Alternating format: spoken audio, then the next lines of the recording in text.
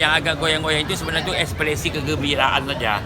Ekspresi kegembiraan itu jelas mengapa mereka gembira, karena dewa mereka itu kan pada saat artinya mau turun ini kan mereka lakukan semacam ritual.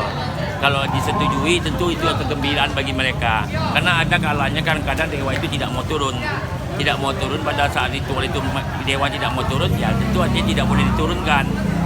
Sehingga kalau setuju dewa itu tentu ada ekspresi kegembiraan.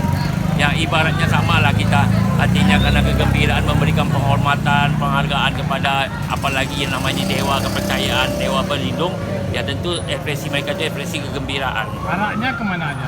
Arahnya seperti biasanya rute itu selalu dari sini, kemudian Patangkarau, masuk ke Pulau Karam, kemudian balik ke Mitsubishi, balik lagi ke Pondok.